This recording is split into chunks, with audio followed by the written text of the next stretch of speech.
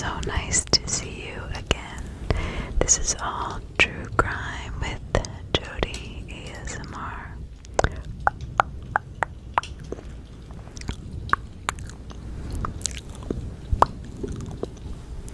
I'm sitting here by the fire, and it's just getting nice and warm, and I thought that maybe to relax tonight, since I just got home from work, that we could do a nice reading of some scary stories, some true scary stories, true scary stories.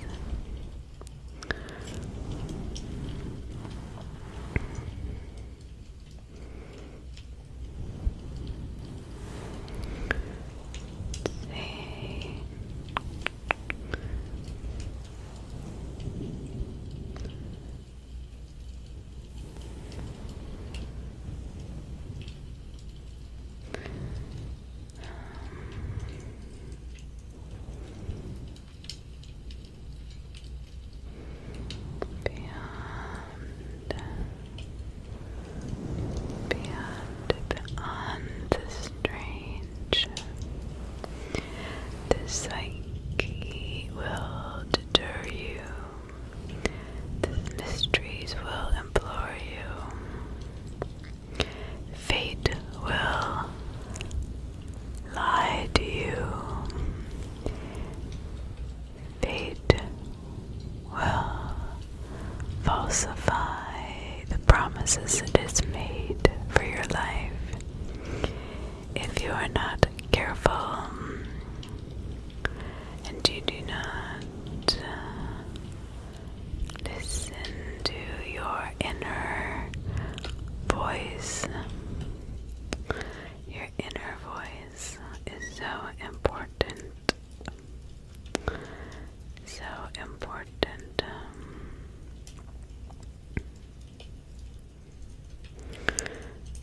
So Scary Stories, Volume 1, The Shadow Man, Real Horror Mysteries with a Twist.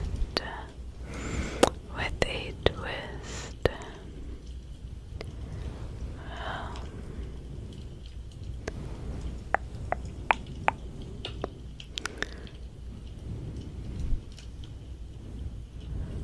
Let's see. Intriguing.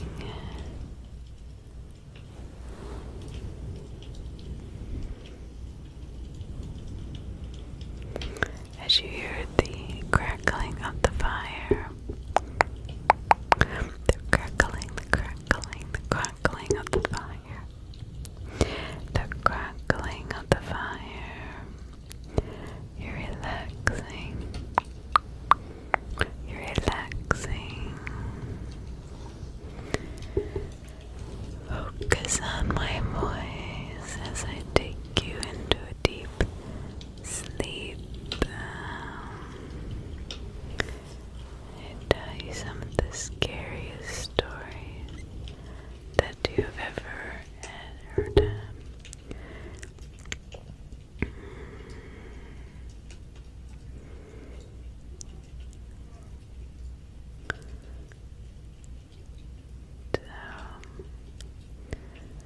The odd and chilling,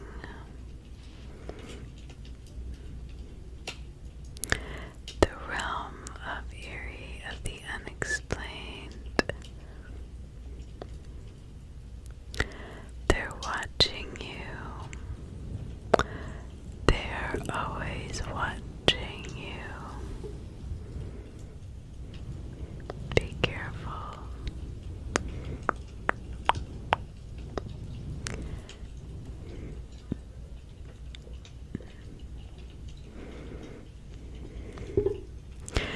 Sometimes visitations from beings not of this world can be so subtle that the parties who have been targeted don't realize what has happened until the threat has passed. Such was the case in the following submitted to me by a man in Ohio who believes that as a teenager he unwittingly drew the irony of extraterrestrials. Scott Fitzsimmons admits that he has always had almost an unhealthy interest in exploring galaxies beyond our own. In 1996, he was a junior in high school. He decided to share some of his off-kilter concept with his fellow students in the form of a science fair project. Rather than serving up the usual fare, Scott had produced a 45-minute short, then, among other things, posed the possibility that human behavior is dictated and overseen by highly evolved alien life forms. After getting the green light from his science teacher, Scott had asked for and received permission to show his film to classmates in the school's planetarium. He didn't know it at the time, but he was about to ignite a firestorm. As the science fair got underway, Scott's project was shown to other participants as well as those chosen to judge the competition. To the indignation of some, interspeed with predictions from French astrologer Nostradamus were Scott's own contentions, the theories. Among them was his assertion that everyone that lives and breathes on Earth was created by aliens of advanced intelligence that walked among us, monitoring our every move. To say that Scott's film got the people talking would be a gross understatement. As word of the content spread, everyone wanted to see what the fuss was all about. Although it had originally been scheduled to play on only 2 occasions, additional showings were added at a fee of $1 per person. When all was said and done, the film would be shown at various times over the next 2 weeks before the novelty finally wore off.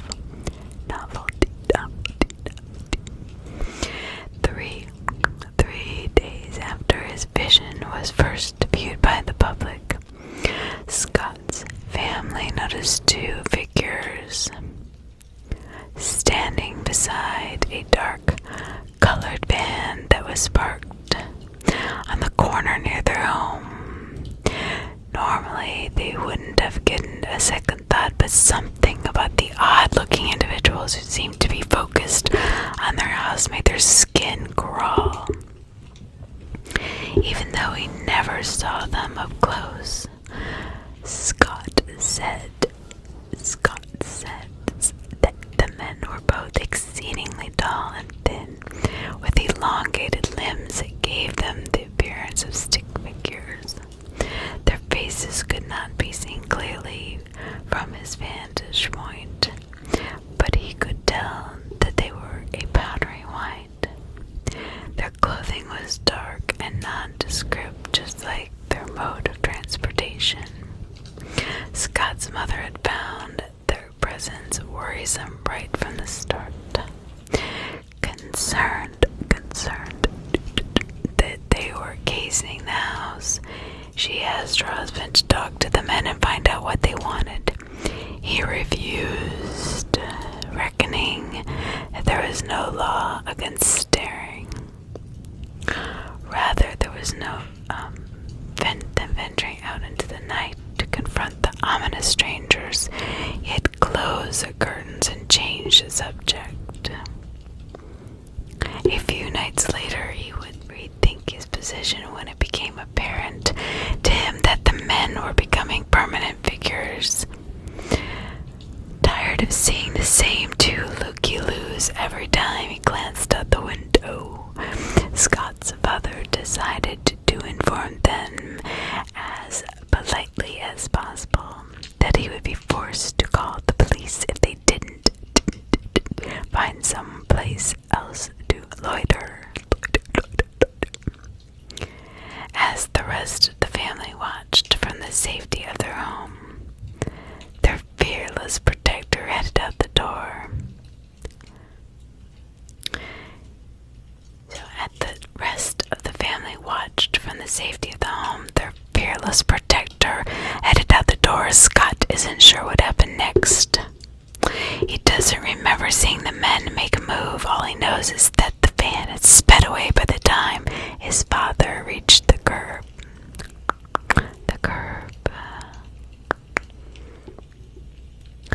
The following evening, they were back again, standing side by side on the corner. Since he hadn't been able to get Scott's father, decided to try a different tactic. Instead of confronting them in person, he would take their picture and deliver it to the authorities as proof of harassment.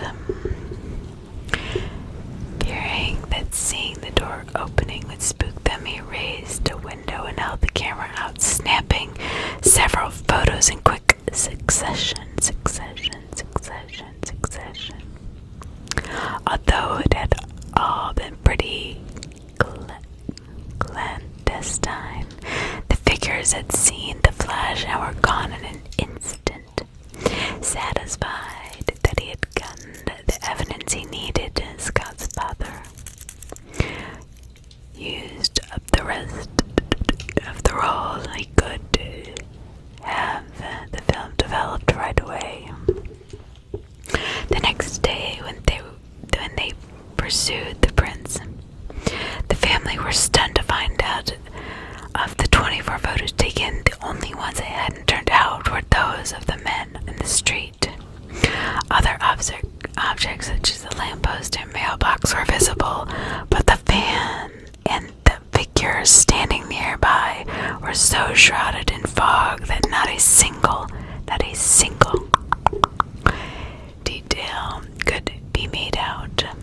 The visitations, if that's what they were, continued for several more nights before coming to an abrupt end after 2 weeks.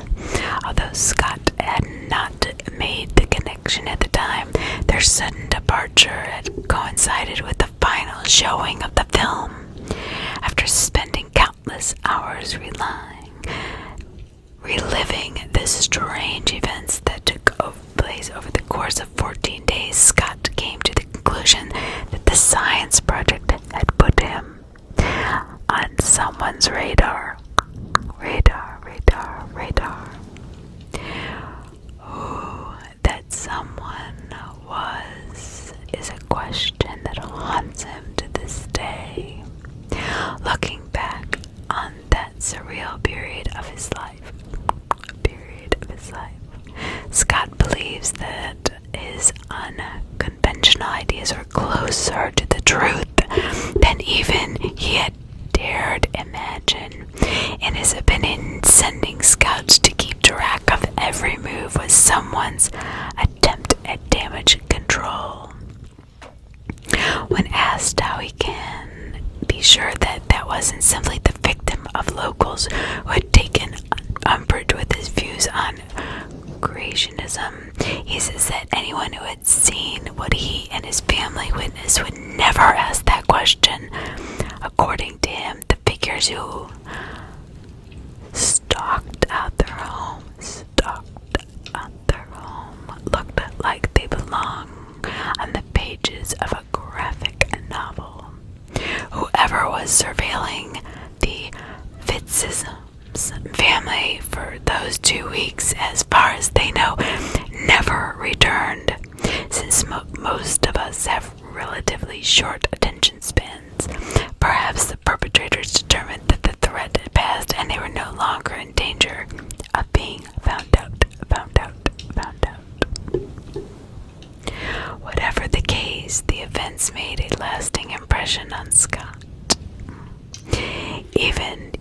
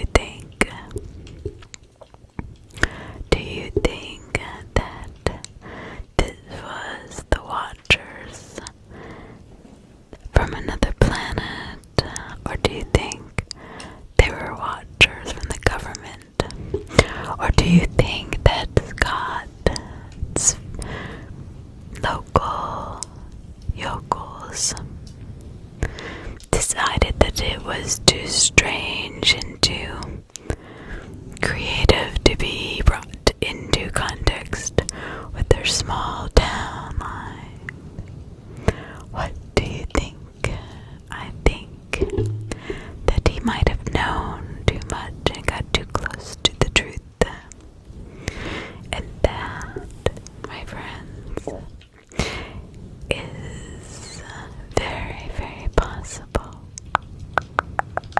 Very possible. So I'm just gonna read one tonight and then do some ASMR. So I want you to close your eyes. Close your eyes. Close your eyes.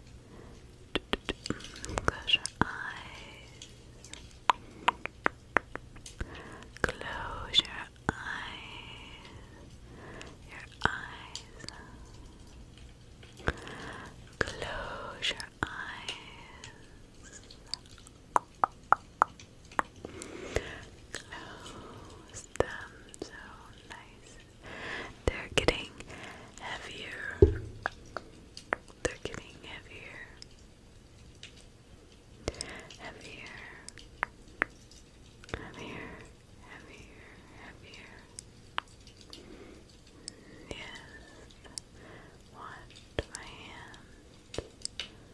Watch my hands. You close your eyes. Go to sleep. And relax. Relax.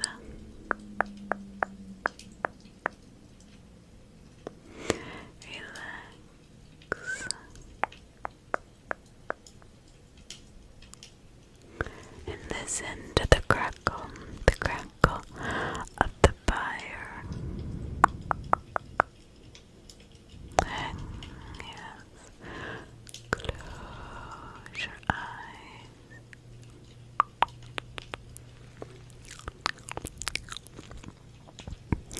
The crackle of the fire that burns the light, that burns the fire, that keeps us warm.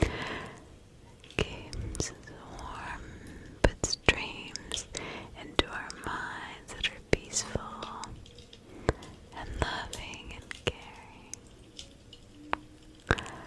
I hope you all had a wonderful, wonderful day and you enjoyed that short little story. Just a nice ASMR. Just